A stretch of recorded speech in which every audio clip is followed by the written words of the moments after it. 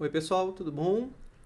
Na nossa aula de hoje, então, a gente vai falar sobre as propriedades das ondas eletromagnéticas. Na aula passada, a gente falou sobre as propriedades matemáticas, a gente fez uma análise matemática, chegou nas equações diferenciais das ondas e a gente viu as consequências dessas equações diferenciais. Na aula de hoje, a gente vai ver então as propriedades de energia que as ondas eletromagnéticas possuem e também propriedades mecânicas. Isso é bem interessante, ou seja, se eu tenho luz incidindo sobre um objeto, a luz acaba empurrando esse objeto. Tem uma força entre a luz e o objeto. Isso é bem curioso, as pessoas em geral não sabem disso. Então existem propriedades energéticas e mecânicas das ondas eletromagnéticas e é disso então que a gente vai falar na aula de hoje.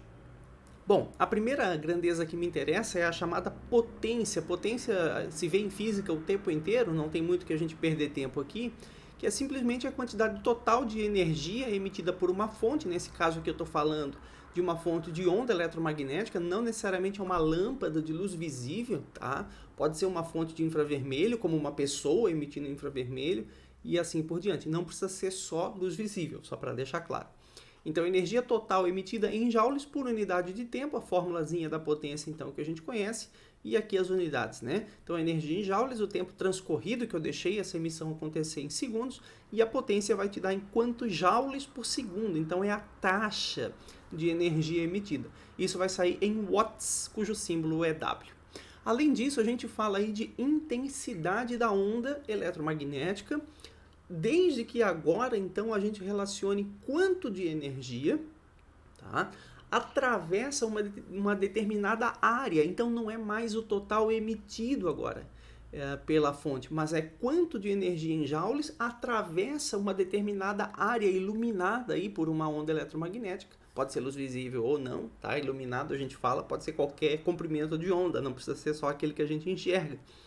Tá bom? Então, iluminado por uma onda eletromagnética, uma certa área, então quantos joules por segundo atravessam essa área iluminada, né? O Sol, por exemplo, quantos joules por segundo atravessa cada pedacinho do piso ou atinge uma pessoa, a área superficial da pessoa, etc. Então, pessoal, a intensidade ela é isso, ela é a potência por unidade de área, ou seja, quantos joules por segundo atravessa determinada área. Tá? Então, o POT é a potência, o A é a área atravessada ou iluminada pela radiação eletromagnética, e aí a intensidade vai ser então em watts por metro quadrado, a unidade dela, esse aí no sistema internacional.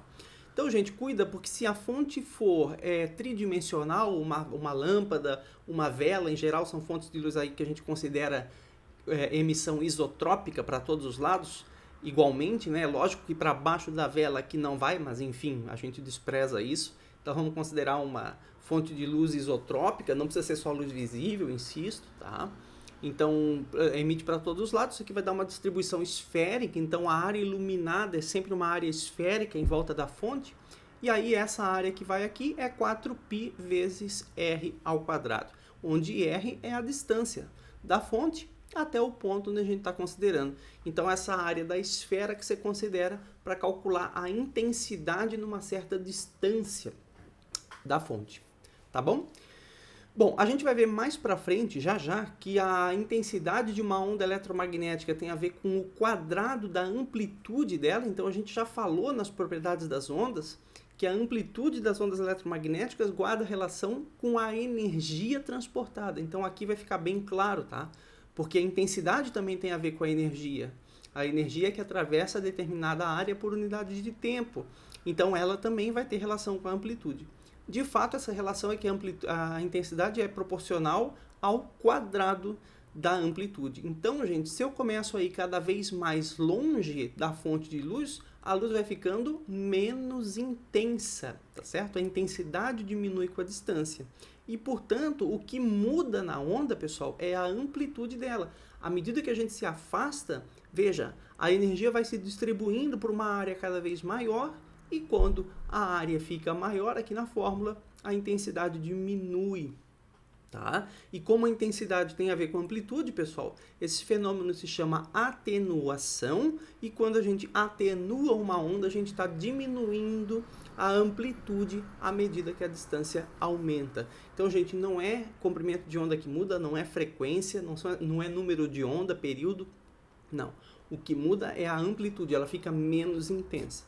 Dá para visualizar isso numa caixa de som também. Se eu vou me afastando da caixa de som, a onda sonora, daí no caso, vai ficando também menos intensa. Vale a mesma relação aí para as ondas sonoras também. Então, é a amplitude do som que vai diminuindo, tá? Que tem a ver com o volume, na real, que a gente escuta, tá? Aqui é o equivalente para a onda eletromagnética. Então, beleza. Pessoal, só cuida que existem alguns problemas, algumas aplicações que a luz é concentrada. Por exemplo, uma lanterna não tem uma distribuição de luz tridimensional.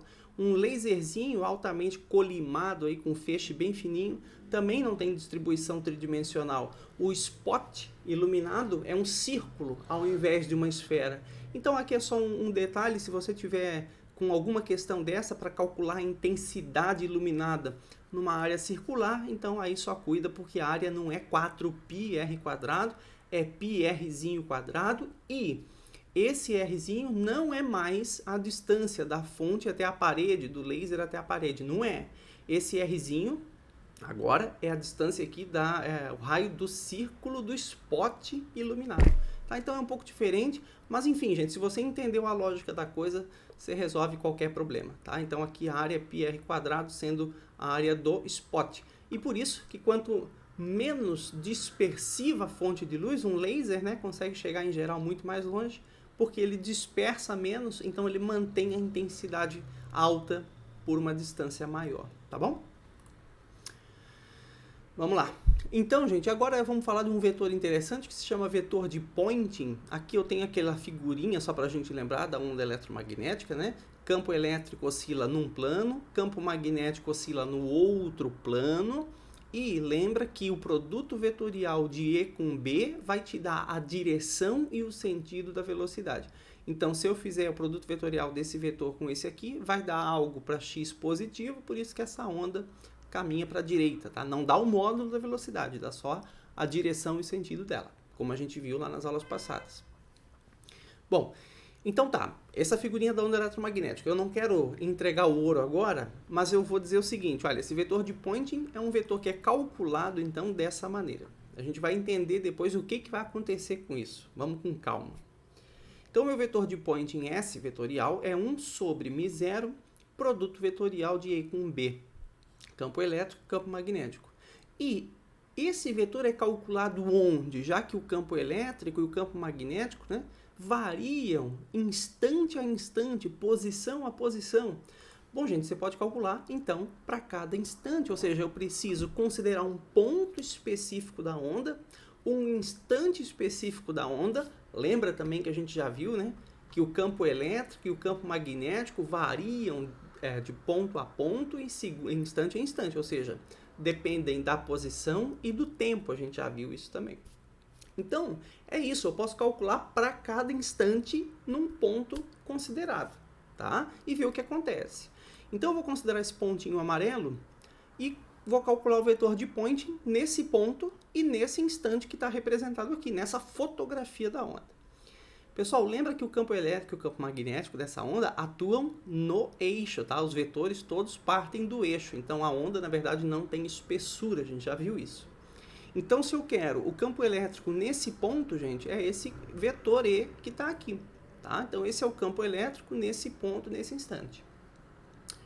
O campo magnético, nesse ponto, nesse instante, está aqui, está nesse plano, no plano perpendicular ao plano do campo elétrico. Então, esse é o B nesse ponto, nesse instante. E aí, se eu fizer o produto vetorial de E com B, lembra que isso vai dar a direção e o sentido da velocidade. Se essa onda aqui caminha para a direita, então o meu vetor S vai estar para cá, tá? Vai estar junto da velocidade aqui da onda. Então, a direção e sentido do vetor S é a mesma da velocidade da onda eletromagnética. Então, meu vetor S está para cá, nesse ponto, nesse instante, tá bom? No ponto que dá zero, o vetor dá zero também, o vetor S dá zero. Mas, enfim, eu posso calcular para cada ponto. Bom, então tá. Então, se eu entendi a direção e sentido do S e eu sei a fórmula do S, agora eu posso perguntar, ok, e o módulo desse vetor? Então, como é que eu calculo o módulo de S? Então, vamos lá. O módulo de S é 1 sobre μ0, porque μ0 é uma constante, como é que chama?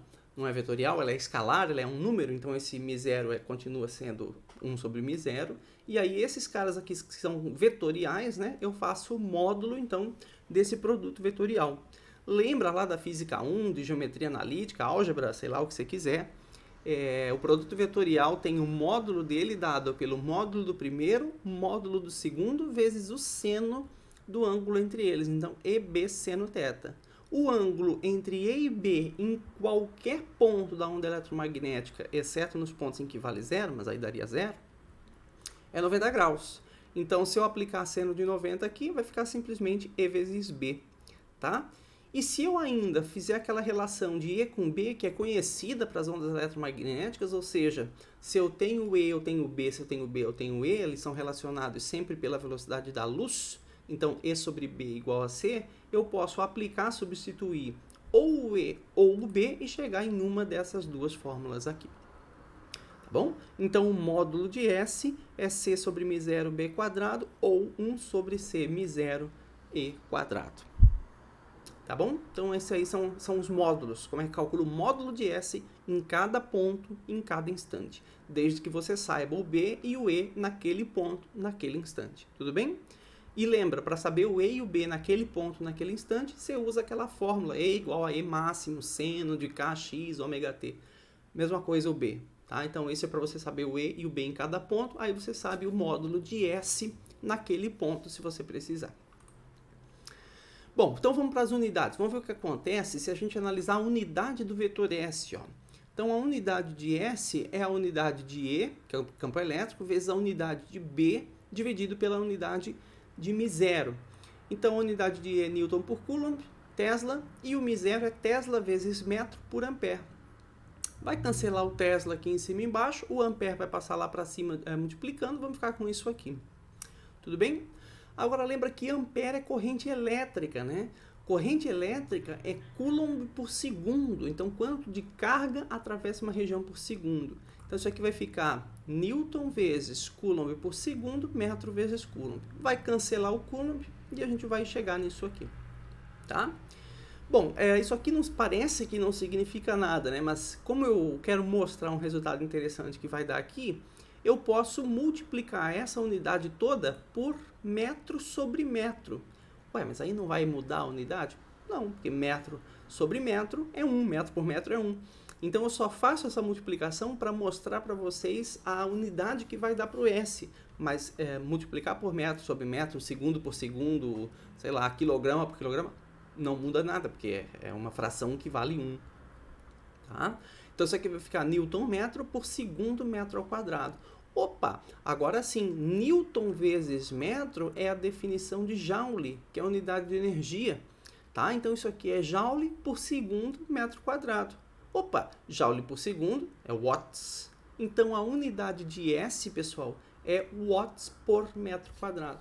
Ou seja, essa é a grande lição, que eu não falei logo no início ali do vetor de Poynting.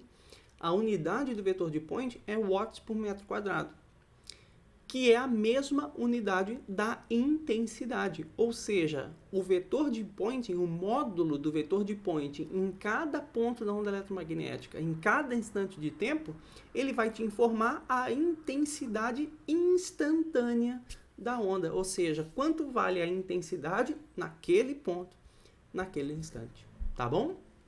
Então, essa é a lição, essa é a importância do vetor de Poynting. Então, calcular o vetor de Poynting num instante, num ponto, você vai estar calculando a intensidade instantânea, naquele instante, naquele ponto, em watts por metro quadrado. Tá bom? Que é a unidade do S. Então, o módulo de S te dá a intensidade instantânea. E quando a gente fala, pessoal, só na intensidade da onda, porque até nas aulas passadas, tudo a gente falava, intensidade, intensidade, intensidade. Quando a gente fala em intensidade da onda eletromagnética, sem falar em intensidade instantânea, intensidade naquele instante, quando a gente fala só intensidade, a gente está falando da intensidade média. Por que média? Porque o módulo de S varia em cada ponto, em cada instante. Guarde isso. Então, se eu simplesmente falo assim, calcule a intensidade da onda. Bom, então não é a instantânea. Se eu quero a da onda, eu estou querendo a intensidade média da onda. Tá? Então, quando a gente bota só I nas fórmulas, I, intensidade, é a mesma coisa que intensidade média, porque a intensidade instantânea varia em cada ponto. E aí, se a intensidade instantânea é o módulo de S, a intensidade média é o módulo de S médio. Então aqui, né, lembra que o S sem a flecha em cima é simplesmente um módulo, tá? Então o módulo de S médio, tá bom? Então é isso, pessoal. Intensidade é o valor médio do vetor de Poynting e a intensidade instantânea é o valor instantâneo do vetor de Poynting em cada ponto, em cada instante. Bom, vamos calcular isso? Então eu vou calcular isso aqui para ver o que acontece com esse valor médio do vetor de Poynting. Então o meu I é igual a S médio. O S a gente já sabe, eu posso escrever em termos do campo elétrico ou do campo magnético, a gente acabou de fazer ali atrás o módulo dele. Então eu vou escolher o do campo elétrico, poderia o do magnético sem problema. Tá bom? E vou aplicar, então eu quero o valor médio dessa fórmula toda aqui. Então o meu I é o valor médio de E² sobre C μ0. Pessoal, C e μ0 são constantes, tá bom? Então se eu quiser o valor médio de uma constante, é a própria constante. Então, no fundo, eu só preciso calcular o valor médio do campo elétrico, porque esse sim vai variar em cada ponto, em cada instante. Então, isso aqui fica 1 sobre C μ0 e o valor médio de E². Tá, e agora, como é que eu vou achar o E? Bom, de novo, a gente já viu isso. Se eu quiser o E em cada ponto, em cada instante, é aquela fórmula E igual a amplitude do campo elétrico seno da fase. O φ aqui, que é constante de fase, eu considero zero, porque ele não vai interferir em nada. Então fica EM seno de kx menos ômega-t. Então é isso aqui que eu tenho que calcular o valor médio, tá? Desse termo todo aqui, ó. Tá? Então o valor médio disso aqui tudo. Pessoal, EM é amplitude. Amplitude, de novo, a amplitude é constante. Então eu não preciso calcular a média da amplitude. Então fica EM², quer dizer, eu preciso, né? Mas o valor médio da amplitude é a própria amplitude. Então EM² sobre C μ0. E aí então eu preciso calcular o valor médio do seno ao quadrado da fase. Bom, existe uma propriedade da matemática lá da trigonometria, se não quiser calcular isso aí se calcularia por uma integral e tal, mas se você não quiser, você pode lembrar que o valor médio para um período da onda, do seno ao quadrado daquela onda, é 1/2, tá? Então eu posso simplesmente pegar o seno ao quadrado aqui, a média da fase num período todo da onda é simplesmente 1/2, e aí eu chego então na fórmula EM² sobre 2C μ0. Tá bom? Então, gente, esse é o I, ou isso aqui também pode ser o valor médio do vetor de Poynting, tá, gente? Só cuida, a mesma coisa, eu posso perguntar de um jeito ou perguntar do outro, a mesma coisa. Então, a intensidade, ou S médio, módulo do S médio, EM² sobre 2C μ0. Se eu trocar ainda, né, a relação entre o campo elétrico e o magnético, que vale para amplitude também, então eu posso chegar numa fórmula para o campo magnético máximo, para a amplitude do campo magnético. Então, gente, isso aqui são duas formas equivalentes de você escrever o valor médio do vetor de Poynting ou a intensidade. E aí, isso justifica o que eu recém falei no início da aula, né? Que a intensidade da onda se relaciona com o quadrado da amplitude, tá bom? Então, aqui isso fica bem claro, né? A intensidade da onda se relaciona com o quadrado da amplitude, ou do campo elétrico, ou do campo magnético, tanto faz, tá certo? Então a intensidade é proporcional ao quadrado da amplitude. Bom, eu posso calcular também a densidade de energia transportada pela onda. É muito simples a gente fazer isso, e aqui a gente vai precisar retomar um conceito que a gente viu nas aulas anteriores, quando a gente viu a aula de capacitores e a aula de indutores. Se eu tenho um capacitor carregado, tem energia armazenada nele, a gente viu que essa energia armazenada é armazenada no campo elétrico do capacitor. A gente calculou, inclusive, a densidade de energia associada ao campo elétrico. Volta lá, em joules por metro cúbico, quanto de energia por volume, né? Da mesma forma, um indutor, quando passa corrente nele, ele gera fluxo magnético, campo magnético, e a energia é armazenada na presença do campo magnético. Então, gente, isso é importante dizer, porque geralmente as pessoas perguntam assim, tá, mas uma onda eletromagnética é simplesmente um campo elétrico e um campo magnético. Como é que isso leva a energia de um lugar para o outro? Bom, porque a energia está associada aos campos, como a gente viu lá na aula de capacitores e na aula de indutores. Então, uma onda eletromagnética transfere energia pelos campos elétrico e magnético. São eles que levam energia. Tá? E lá a gente viu então as fórmulas, se você precisar você retoma. que a densidade de energia associada ao campo elétrico é ε0 sobre 2, valor do campo elétrico ao quadrado.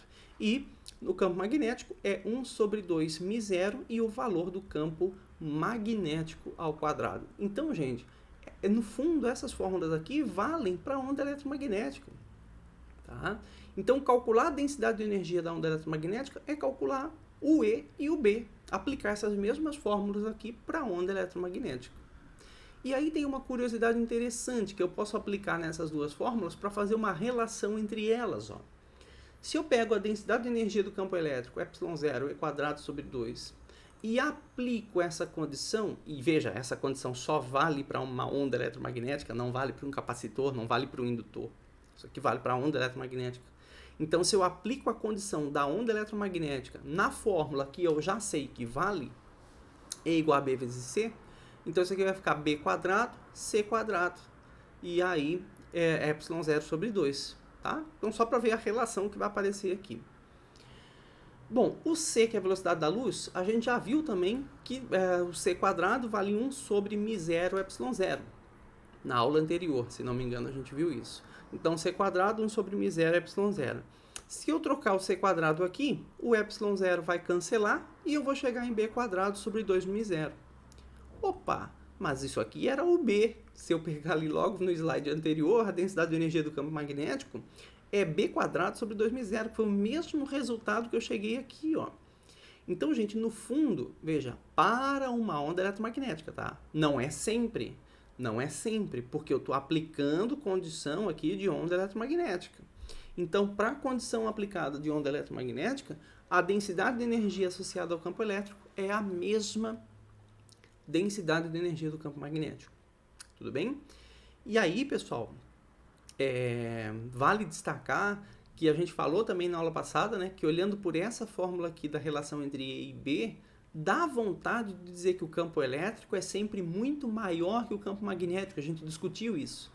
Por quê? Porque se eu boto B igual a 1, o E vai ser 3 vezes 10 na 8 vezes 1 vai ser 3 vezes 10 na 8. A gente discutiu isso lá. Então, o campo elétrico é muito maior. Não.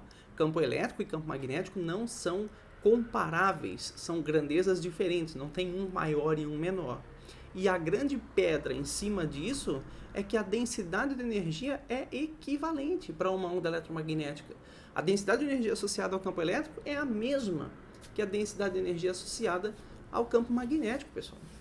Então não há razão, ok, de você dizer que um é maior que o outro. Isso não faz sentido.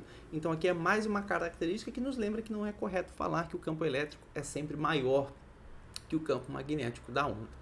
Tá bom? E aí, então, se eu sei a densidade de energia do campo elétrico e a densidade de energia do campo magnético, a densidade de energia da onda é a soma dos dois.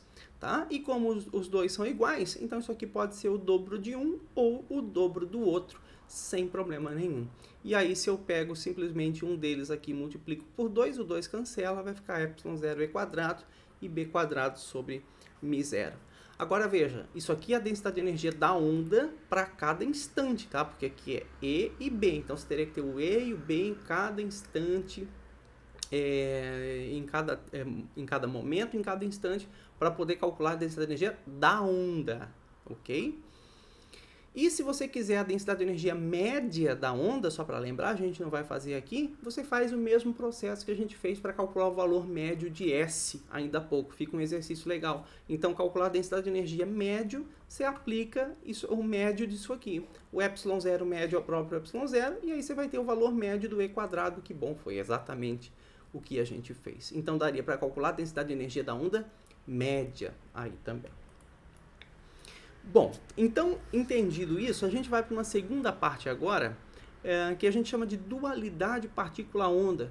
Isso, na verdade, não é nada simples de a gente compreender, demandaria aí muito tempo para a gente discutir com calma da onde isso veio, o que aconteceu, por que a simples descrição da onda eletromagnética como sendo onda ela não satisfaz as explicações para os fenômenos da natureza. Enfim, isso foi percebido ali no início do século XX, por volta de 1900, 1905, nessa faixa de tempo. Eles perceberam, e quando eu falo eles, eu estou falando em especial Planck e Einstein, eles perceberam que, na verdade, a onda eletromagnética também pode ser descrita não apenas como uma onda, ou seja, um campo elétrico e um campo magnético oscilando, mas ela também pode ser descrita como um tiro de metralhadora, numa analogia bem básica que eu estou fazendo. E aí, nesse caso, ao invés de ter campos elétricos e magnéticos oscilando, eu teria pequenos pacotinhos de energia, ou seja, as balas, né, atirando aí com uma metralhadora, as balas seriam os pacotinhos de energia transferidos por uma onda eletromagnética. E aí, a onda eletromagnética só pode fornecer, né, se ela for absorvida, por exemplo, por uma superfície, ela só pode absorver um pacotinho inteiro desses, ou 2, ou 3, ou 5, ou 10, mas nunca meio pacotinho, nunca 1,5 pacotinho. Então, gente, isso é um pouco complicado, isso tem tudo a ver com mecânica quântica, que foge do escopo do que a gente vai discutir aqui, mas é essencial que nós entendamos essa ideia. Então, basicamente, uma onda eletromagnética, no fundo, hoje, a gente diz o seguinte, olha, ela pode ser descrita como uma onda eletromagnética, que foi o que a gente viu até agora, um campo elétrico, um campo magnético contínuo, né? Ou ela também pode ser descrita como uma série de pequenas partículas. Só que assim, gente, não são partículas materiais, tá? Isso é muito importante. Não dá para parar essa partícula e agarrar na mão, isso não tem como.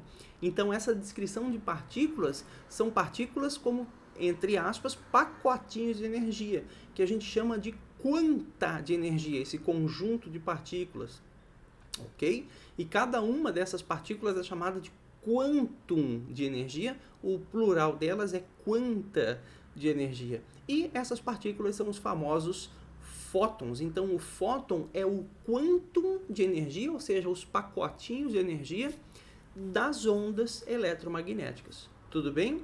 Então, é uma outra forma de descrever. Repito, existem fenômenos na natureza que só conseguem ser explicados quando a gente descreve a onda eletromagnética não mais como uma onda contínua, mas sim como uma série de fótons, partículas de luz, ok? Partículas de ondas eletromagnéticas. Agora, cada fóton é uma partícula, digamos assim, energética, tem uma energia característica, tudo bem? E a energia desses fótons depende da frequência da radiação. Ou seja, frequências mais altas de radiação eletromagnética vão ter fótons mais energéticos, ok? Pacotinhos de maior energia do que ondas eletromagnéticas de menor frequência. Então a fórmula para isso é essa aqui, ó. Então a energia de um fóton, a energia de cada fóton, de cada pacotinho de energia, é calculada por H vezes F. F é a frequência, tá? E H é uma constante, que é a constante de Planck. E se eu não tenho eu tenho N, 3, 4, 5, 10, 1 milhão de fótons, então aí a energia total associada a esse conjunto, basta você pegar o HF, que é para cada um, e multiplicar pelo número total que você tenha. Então a energia de um fóton é HF, a energia de um total de N fótons é NHF. O H é essa constante de Planck aqui, cuidado com as unidades no sistema internacional, tá? Energia em Joule, frequência em Hertz, então o H, e aí você calcula a energia ou de um pacotinho ou de quantos você quiser, ok? Então, gente, isso não é nada simples, mas é importante saber que a radiação eletromagnética, qualquer faixa ultravioleta, infravermelho, qualquer faixa de radiação eletromagnética, pode ser descrita como pacotinhos de energia, os fótons, tudo bem? E aí a energia de cada pacotinho depende da frequência, e para N pacotinhos basta multiplicar por N. Dessa forma, a gente pode adaptar as fórmulas da potência e da intensidade, olha só. A potência é energia por tempo, a intensidade é potência por área. Pessoal, mas a energia agora, se eu descrever a onda não mais como uma onda contínua, mas sim como uma sequência de fótons, então no fundo uma lâmpada, uma fonte de radiação eletromagnética, está emitindo milhares, milhões, trilhões de fótons por segundo. Muito mais que isso muitas vezes, depende da potência. Então a energia que ela emite é a energia de N pacotinhos, claro, pô, porque energia é NHF agora, sendo N o número total. de fótons que ela emitiu. Então a energia é NHF sobre ΔT. Se eu descrever, aliás, a energia é NHF, a potência é NHF sobre ΔT, se eu descrever a luz como partícula, como fótons. Tudo bem? E como a intensidade é potência sobre área, basta pegar isso aqui tudo, dividir pela área e você vai chegar então na fórmula da intensidade. Tá bom? E aí com isso eu posso saber, por exemplo, quantos fótons por segundo, quantos fótons por minuto são emitidos e tal. Pessoal, se você não tiver a frequência da onda eletromagnética, mas tiver o comprimento de onda, então lembra que o comprimento de onda é a velocidade dividido pela frequência, e a velocidade, quando a gente fala de onda eletromagnética, em geral, a gente está se referindo à velocidade da luz no vácuo, c, então você pode adaptar aí a potência e intensidade em função ou do comprimento de onda, tá? Ou da frequência. Então você vê o que você tem aí na questão para trabalhar. Pessoal, e aí nessa descrição, a gente viu que a intensidade das ondas eletromagnéticas na descrição ondulatória tem a ver com o quadrado da amplitude. Agora, na descrição particulada, ou na descrição quântica, ou na descrição de fótons, isso tem a ver com o quê? Gente, quanto maior a intensidade, olha aqui, ó, é uma relação direta com N, que é o número de fótons. Então, quando a gente fala que uma onda está intensa numa região, se eu descrever isso como partícula, eu estou falando que tem uma grande quantidade de fótons atingindo aquela região por intervalo de tempo. Tá? E quando eu falo em onda, eu estou falando então de uma amplitude de campo elétrico e campo magnético grande. E quando eu falo em fótons, então eu estou falando em quantidade de fótons. Então, quantos fótons atravessam uma região por intervalo de tempo? Quanto mais intensa, maior a quantidade de fótons. Bom, e aí existe então, a gente viu até agora as propriedades então energéticas da radiação eletromagnética. Agora a gente vai falar do comportamento mecânico então dessas ondas. Pessoal, a brincadeira é a seguinte: os fótons, que são esses pacotinhos de energia, não possuem massa de repouso. Isso é uma propriedade importante. O que eu quero dizer com isso? Eu não consigo pegar um fóton, segurar um fóton, botar numa balança e medir a massa dele. Não dá para fazer isso. Porque fóton é simplesmente um pacotinho de energia e está sempre viajando à velocidade da luz. Não dá para frear um fóton. Então a gente diz que ele não tem massa de repouso. Mas o curioso é que ele interage como se tivesse uma massa equivalente. Por isso que volta aquilo que eu falei logo no iniciozinho da aula, que se eu tiver luz atingindo uma superfície, os fótons que atingem essa superfície acabam se comportando como se tivessem massa equivalente, ou seja, é como se fosse realmente um monte de bolinhas, batendo na superfície, portanto transfere força, pressão, quantidade de movimento, ou seja, propriedades mecânicas, tá? Das ondas eletromagnéticas. Tá, e aí a pergunta é a seguinte: como é que eu sei qual é a massa equivalente, então, para um fóton que tem energia conhecida, que eu já sei calcular, né? A energia do fóton. Bom, então você faz isso por essa fórmula aqui, que é a equação de Einstein. Então, lembra da fórmula E igual a mc², talvez uma das fórmulas mais conhecidas aí da física. E aí, se eu quero a massa equivalente de um fóton, eu calculo a energia, eu já sei a energia do fóton, já sei calcular, a gente viu isso ainda há pouco. Então, eu sei calcular a energia do fóton, aplico em E igual a mc², o c é a velocidade da luz, então eleva ao quadrado, passa dividindo, e você vai chegar na massa equivalente em quilogramas para o fóton, tá?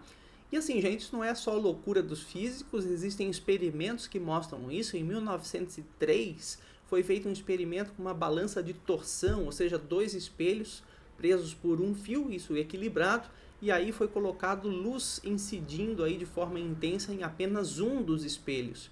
O que aconteceu foi que essa balança começou a girar, então a balança ganhou momento, né? A luz exerceu pressão, força ali, que fez a balança girar. Então existe um comportamento mecânico das ondas eletromagnéticas, tá certo? Então a gente pode calcular, primeira coisa, o momento linear da radiação. Vamos lá, gente. Física 1 para que te quero, não tem nada novo aqui. Momento linear ou quantidade de movimento, esquece a radiação aqui embaixo por enquanto. Vamos pensar num objeto, só para lembrar, tá? Objeto de massa m, cada vez que ele tiver uma velocidade v, o momento linear dele, ou quantidade de movimento, é simplesmente m vezes v, lá da física 1. Então, massa vezes velocidade vai dar a unidade disso, quilograma vezes metro por segundo, é a unidade do momento linear. E aí funciona assim, ó. Quanto maior a velocidade do cara, maior o momento linear dele. Quanto maior a massa, também maior o momento linear dele. Então, se um objeto tem velocidade, ele tem momento linear, ou quantidade de movimento. Se ele não tem velocidade, ele não tem momento linear, tá certo? Agora, o que é interessante é o seguinte, o momento linear pode ser calculado para uma radiação eletromagnética também, ou seja, para um conjunto de fótons com energia EN, que a gente já viu, eu posso associar um momento linear para esse conjunto de fótons. E aí, o momento linear da radiação é a quantidade de energia dividido pela velocidade da luz. Então, existe momento linear associado à radiação eletromagnética. E como é que eu sei disso? Porque o momento linear se conserva, pessoal. Então, no caso da balança ali de torção, antes da gente brincar com esse exemplo aqui, no caso da balança de torção, se eu joguei fótons, tá? E a balança girou e o momento linear se conserva, então, nesse caso, tem que ter momento linear associado aos fótons para que a balança ganhe momento linear deles, ou seja, tem que conservar a brincadeira. Tá? Conservação do momento linear é uma das grandes conservações da física, só lembrando aí da física 1. Então, gente, olha só, 3 casos. Primeiro, eu tenho energia, fótons, onda eletromagnética, passa por um corpo e vai embora. Nesse caso aqui, o corpo é transparente. Eu tenho a transmissão total da energia. Tudo bem? Pessoal, se o momento linear se conserva, lembra que eu sempre tenho que pensar que o momento linear total inicial é igual ao momento linear total final.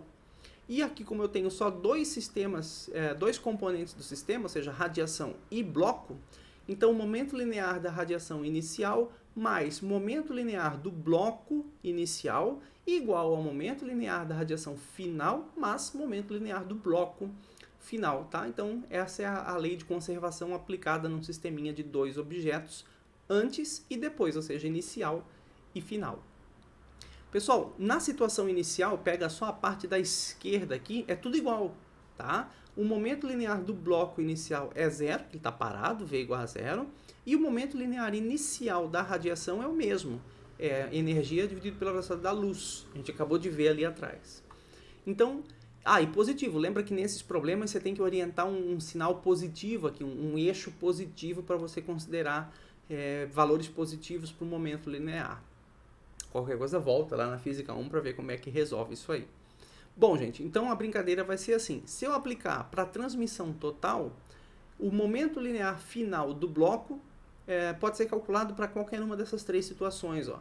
Na transmissão total, se eu tenho momento linear da radiação igual antes e depois, e isso se conserva, então o momento linear final do bloco tem que ser 0. Tá? Porque era 0 antes, tem que ser 0 depois, porque a radiação vai sair inteira para o mesmo lado. Então o bloco não pode ganhar, tem que conservar essa parada. Então na transmissão total, o bloco permanece em repouso, tá certo? Na absorção total, gente, a quantidade de movimento inicial era só da radiação. A quantidade de movimento final é só do bloco, porque teve absorção total. Então, gente, m vezes vf, final do bloco aqui, tem que ser igual a quanto de momento linear eu tinha antes, que era só en sobre c. Tá? Então, essa aí é a brincadeira. E na reflexão total, então, se eu aplicar essa fórmula aqui para esse caso, no início eu tenho só o momento linear da radiação, positivo para a direita, tá? E aqui no final eu vou ter momento linear da radiação negativo, porque ele foi reemitido, foi refletido totalmente, e aí o bloco andando para a direita com uma velocidade final. Ou seja, então agora vai dar o dobro do momento linear da radiação, tá? Se você aplicar essa fórmula aqui. Porque o Q da radiação inicial é mais En sobre C, e o Q da radiação final aqui é menos En sobre C, porque está voltando agora em relação ao sentido positivo. E aí, se eu passo para o outro lado, fica En sobre C mais En sobre C, vai dar 2En sobre C. E aí, pessoal, fique ligado, porque esses problemas podem ser de tudo que é tipo. Por isso você precisa relembrar como é que faz essas conservações do momento linear, que é usar essa fórmula ali que a gente viu. Tá? Poderia ser um exemplo, o bloco vem para a esquerda, a radiação atinge de frente, uma colisão frontal, radiação bloco.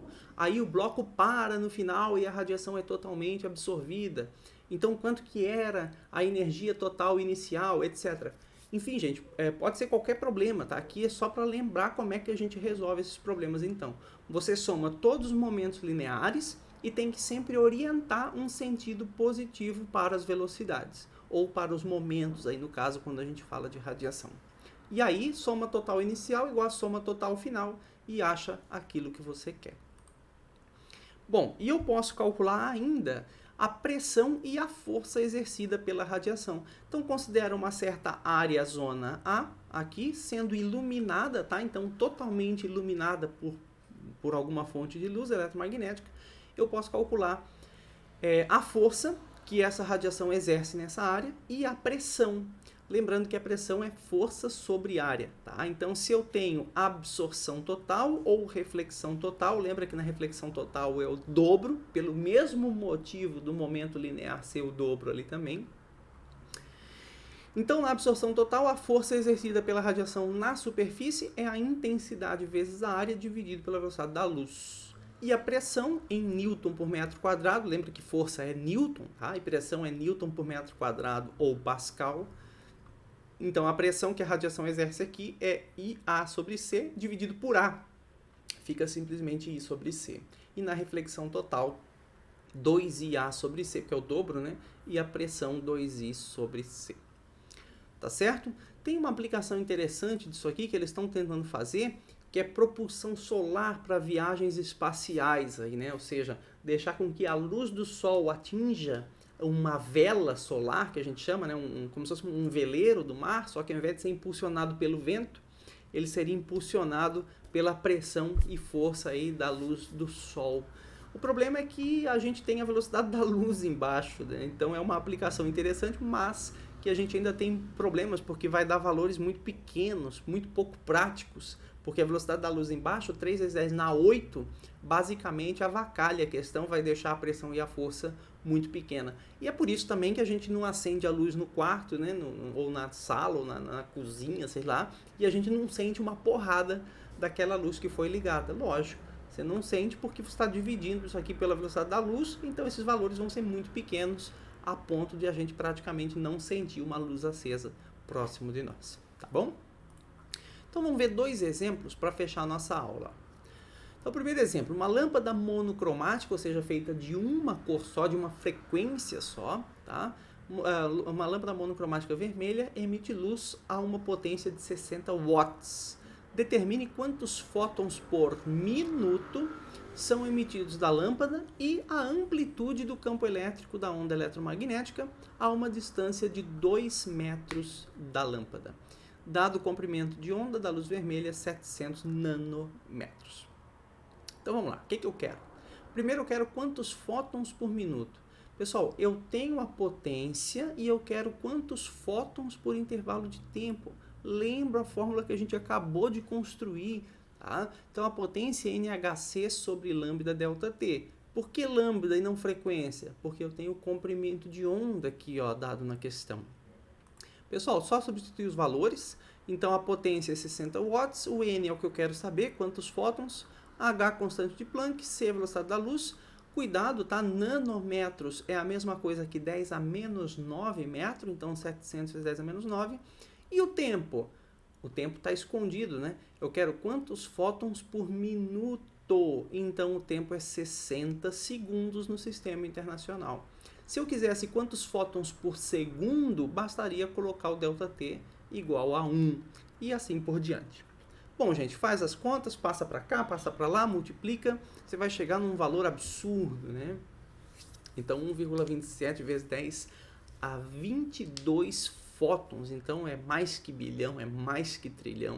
Numa lâmpada de 60 watts de luz vermelha, manda aí 10 a 22 fótons por minuto para fora. Tudo bem? E aí, bom, segunda parte é qual é a amplitude do campo elétrico da onda a uma distância de 2 metros da lâmpada. Então agora lembra que a intensidade, eu preciso da intensidade, porque é a intensidade que se relaciona com o quadrado das amplitudes que a gente viu. Então, pessoal, intensidade é potência sobre área. Nesse caso é uma lâmpada, então se ele não falou nada, a gente considera que a lâmpada emite luz para todos os lados, tridimensionalmente. Então a área iluminada a uma distância de 2 metros é a área de uma grande esfera de raio 2 metros. Tá? Então aqui vai ficar 4πr², como eu mostrei numa figurinha no início da aula. E a relação com o quadrado da amplitude a gente também já viu, né? Com o campo elétrico, que foi o que ele me pediu, não do campo magnético, né? Campo elétrico. E aí basta agora eu juntar então essas duas partes aqui da fórmula. Então potência sobre 4πr², amplitude do campo elétrico ao quadrado 2c⁻⁴. E aí acabou. Substituir aqui os valores que a gente tem, tudo no sistema internacional, isola o EM², depois passa o quadrado, tira a raiz aqui, você vai achar que a amplitude do campo elétrico a uma distância de 2 metros da lâmpada é 30 Newton por Coulomb. Tá certo? Então, esse primeiro exemplo para ilustrar um pouco dessas discussões que a gente fez hoje. Segundo exemplo, ó, acabei de falar do Sol, né, iluminando uma superfície. Então, eu tenho a potência média emitida pelo Sol é de 3,8 vezes 10 a 26 watts, potência média. A Terra está a 150 milhões de quilômetros do Sol. Qual é a força exercida pela luz solar incidindo aí perpendicularmente ao teto de um carro com área 2 metros quadrados? E aí a pergunta, né? Essa força é significativa para a mecânica do movimento do carro? Então vamos ver. Pessoal, eu quero a força na área. Bom, é força na área, é característica mecânica da radiação. Ele mandou eu supor que a luz seja totalmente refletida. Então a força que ela exerce é essa fórmula aqui que a gente acabou de ver. A força é 2I sobre A dividido por C. 2 é 2, a área do carro, ali da superfície do carro eu sei, e o C é a velocidade da luz. Então eu preciso calcular o I, que é a intensidade dessa fonte, dessa onda eletromagnética quando atinge o carro. Pessoal, intensidade é potência por área. E, de novo, o Sol emite luz para todos os lados, então ele vai iluminar uma área esférica em volta dele, por isso que eu troco o A por 4πr². E aí, esse Rzinho, gente, é a distância do Sol até o carro, ou seja, do Sol até a Terra. Que ele me deu 150 milhões de quilômetros. Então, cuidado, gente, isso aqui tem 100 metros, tá? Então, 150 milhões de quilômetros. Isso dá 150 bilhões de metros. Então, é 1,5 vezes 10 a 11 metros. Tudo bem? Então, cuida aí com as transformações.